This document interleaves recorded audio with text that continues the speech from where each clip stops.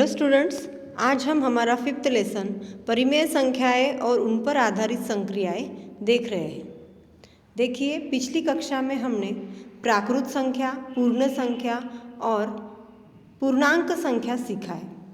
प्राकृत संख्या जिसे हम गणन संख्या कहते हैं, जो गिनती की जाती है, गिनती हम 1 से शुरू करते हैं, इसीलिए 1 से ही जो संख्याएं जो हम गिन सकते हैं उन्हें हम प्राकृत संख्याएं कहते हैं। यहाँ आगे जो डैश दिया है इसका अर्थ है कि ये संख्याएं अनंत है, इनका अंत पता नहीं है, संख्याएं कितनी भी बढ़ाई जा सकती है। पूर्ण संख्या किसे कहेंगे? प्राकृत संख्या समूह में शून्य का यदि हम समावेश करते हैं, क्योंकि शून्य इसे भी यदि हम एक अंक मानते हैं तो उस संख्या समूह को कहेंगे पूर्ण संख्या, क्योंकि 9 तक तो हम प्राकृत संख्या और 10 संख्या में शून्य का उपयोग होता है, तो शून्य यह भी एक अंक मानकर जो संख्या समूह तैयार होता है उसे हम कहते हैं पूर्ण संख्या। अब पूर्णांक संख्या किसे कहेंगे?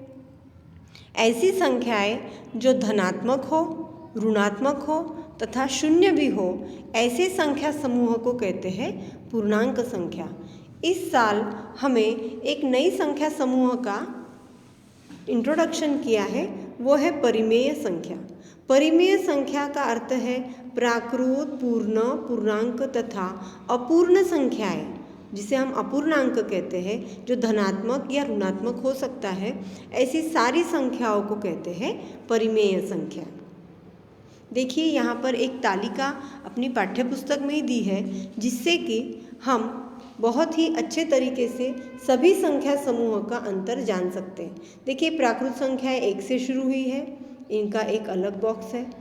पूर्ण संख्या के अंदर ही प्राकृत संख्या भी आती है, क्योंकि पूर्ण संख्या और प्राकृत संख्या में केवल शून्य का अंतर है।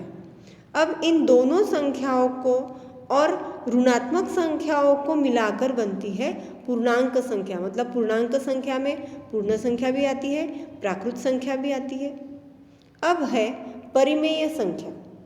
परिमेय संख्या ऐसी है जिनमें ये सारे प्रकार की संख्याएं भी आती है, उसके साथ साथ अपूर्णांक संख्याएं, ऋणात्मक अपूर्णांक, दशमलव भिन्न, ये सारी संख्याओं को मिलकर बनता है परिमेय संख्या। अब देखिए, पूर्णांक संख्या, प्राकृत संख्या, परिमेय संख्या, इन तीनों की भी तालिका बताई गई है। अब -3 ये प्राकृत हो सकती है क्या? नहीं, गिनती हम नहीं कर सकते हैं। प्राकृत संख्या है 5, बाकी इनमें से कोई भी प्राकृत संख्या नहीं है। पूर्णांक संख्या -3 है, क्योंकि वो ऋणात्मक है, और धनात्मक 5 और -17 ये भी पूर्णांक संख्या में आएंगे, लेकिन अपूर्णांक संख्याएं पूर्णांक में नहीं आती। परिमेय संख्या में ये सारी संख्याओं का समावेश किया गया है। परिमेय संख्या में अंश तथा हर का उपयोग करके भिन्न के रूप में हम लिखा जाता है, हम लिख सकते हैं। अतः परिमेय संख्याओं पर की जाने वाली संक्रियाएं भिन्नों पर की जाने वाली संक्रियाओं के जैसे ही करना है। जैसे हम अपूर्णांक संख्याओं की जोड़ घटाव पिछली कक्षा में सीखे हैं, गुणा भागा के उदाहरण भी सीखे हैं। अब आओ थोड़ा याद करें। किसी एक संख्या को दूसरी संख्या से भाग देना, अर्थात उस संख्या को दूसरी संख्या के गुणात्मक प्रतिलोम संख्या से गुणा करना होता है। हमने पिछली कक्षा में गुणात्मक प्रतिलोम सीखा है। गुणात्मक प्रतिलोम संख्या का गुणनफल सदैव 1 आता है। देखिए, कुछ संख्याएं और उनके गुणात्मक प्रतिलोम दिए हैं। -5/4 इसका गुणात्मक प्रतिलोम होता है -4/5। देखिए, गुणात्मक प्रतिलोम में केवल अंश और हर इनकी अदला बदली होती है। जो अंश होता है वो हर बन जाता है, जो हर है वो अंश बन जाता है, लेकिन चिन्ह कभी भी बदलते नहीं। अगर माइनस संख्या है तो उसका गुणात्मक प्रतिलोम माइनस ही होगा। इसका कारण ये है कि संख्या और उसका गुणात्मक प्रतिलोम, इनका गुणाकार 1 आना चाहिए। देखिए, अब जैसे कि -5/4 उसको गुणा कर देते हैं -4/5 से। गुणाकार में हम क्या करते हैं? काट छाट करते हैं तिरछी संख्याओं में या अंश और हर में। जैसे कि ये 5 से कट गए और ये 4 से कट गए। अब यहाँ पे रहा -1 गुना में -1। और आपको पता है 2 माइनस संख्या का गुणाकार हमेशा प्लस आता है और 1 गुना 1 आता है। अर्थात संख्याएं और उनका गुणात्मक प्रतिलोम, इनका गुणाकार हमेशा 1 आना चाहिए। देखिए 6/7, इसको कोई चिन्ह नहीं, मतलब वो प्लस है, तो इसका गुणात्मक प्रतिलोम भी प्लस आएगा। केवल 6/7 के जगह पे हो गया है 7/6। अब -7/2 है, तो इसका गुणात्मक प्रतिलोम कैसे होगा? -2/7।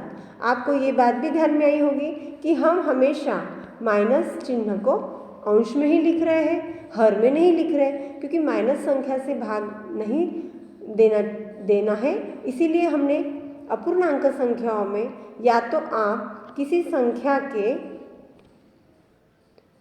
सामने लिखो, या जैसे कि -8/7, ये माइनस चिन्ह जो है वो हम बीच में लिखना है या फिर अंश को देना है, हर को माइनस नहीं देना है। तो 8 का गुणात्मक प्रतिलोम 1/8 हुआ है।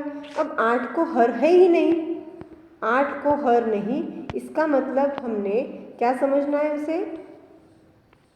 8/1।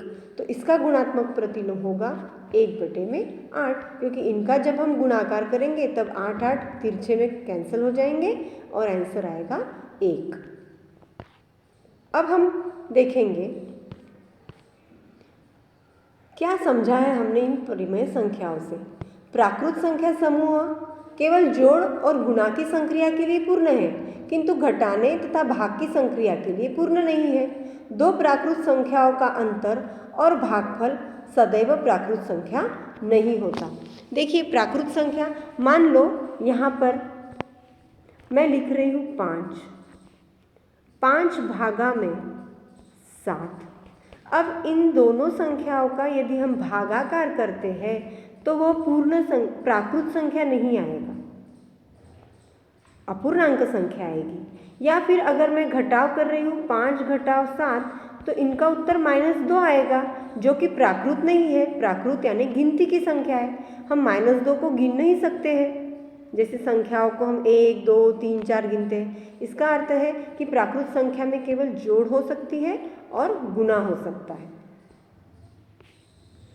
पूर्णांक संख्या समूह जोड़ घटाव गुणा हो सकता है, लेकिन भागाकार नहीं हो सकता है। जैसे कि कभी -6 है, बटे में 7 है, इनका भागाकार यदि हम करना है तो वह पूर्णांक संख्याओं में नहीं आएगा, वह अपूर्ण संख्या आएगा।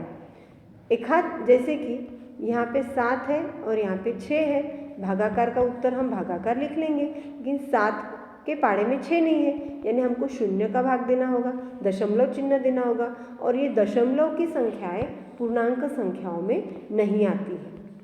अर्थात भागाकार की क्रिया के लिए पूर्णांक संख्या उपयुक्त नहीं है।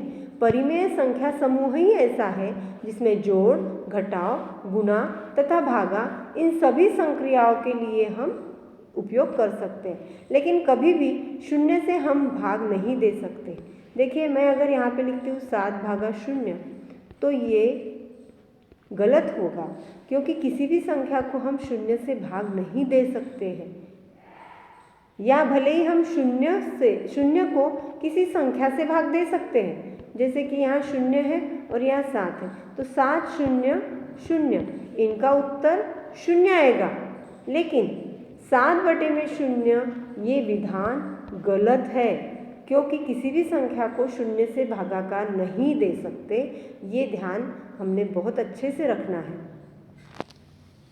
तो इस तरह से परिमेय संख्याएं और उन पर की जो क्रियाएं हमको करनी है, उसके पहले परिमेय संख्या का अर्थ और उनमें आने वाली संख्याएं हमने ज्ञात की है। आगे के वीडियो में हम उनकी संक्रियाएं, जोड़, घटाव यह देखेंगे। Thank you.